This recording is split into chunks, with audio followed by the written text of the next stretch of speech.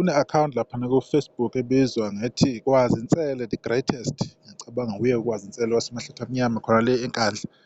Ifundeka kanje, isizathu sokungaveli kwama-albhamu abaculi obekumele bakhiphe ukuthi abaculi akade bebapikile amagama abo afike avimbe ukufakeka kwey'ngoma.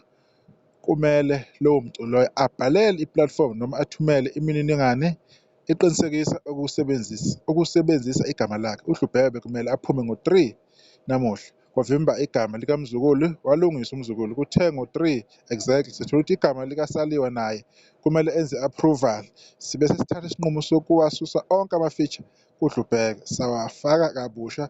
Umsebenzi ake siwulindise ngo-6 kuya ku-7 khona namuhla. Kodwa kuyothi liqinisa ukuthambama, umsebenzi uzobe usukhona online. Nanka ama-screenshot ngezansi afakazela inkulumo yami. Sicela nishere le nkulumo ifike kuwo wonke umuntu. Uma bengithi angichaze nje ngilamulele nabanye abaculi obekumele bakhiphe izolo mase bekhanda izabo kungezona. Kudingeka nje leyo approval from featured artist. Kodwa uHlubheke uthe cha, uzozifaka izingoma ngaphandle kwamagama abaculi akabapikile. Approval kaMzukulu lena ethi approve this release. uMzukulu yena-ke uyena-ke o-approvile kulabo bantu laba aba-featured kwi-EP extended play kaHlubheke, njengoba umsebenzi kaHlubheke ubanjwe ukuthi abantu abakasendi imininingwane efanele ukuze-ke uDistroKid ubone ukuthi yena umnikazi wale voice or umuntu ofakiwe la uyahambisana nale nkulumo. So basethi-ke uMbhanyazile, umuntu eBrazil embatha naye futhi khona laphana ku-Facebook wathi ezibuhlungu nakho ukuphawula mayelana nokubambezeleka komsebenzi kaHlubheke. Njengoba abalandeli bebetshela ukuthi uzophuma ngo-1600 hours oku-4. Bafethu, njengoba silindile sicela nibeke phansi umoya mbijana. Nje sinenkingana yama-artist esibambisane nawo. Izikhampani abasene kuzo azivumelani ukuba kudedelwe umsebenzi, kodwa ngabo-6 ntambama kuzobe sekukhona okungavela, kuqhubeka umzo Khuzwayo. Baningi abaculi ababhekene nalesi simo, njengoba nazi ukuthi nayizolo kumele kube khona abakhiphayo, kube yiyo leyo nkinga leyo. Kulikhulu kulo mculo, sho njalo laphana i-post kaMtebhanyazile embatha.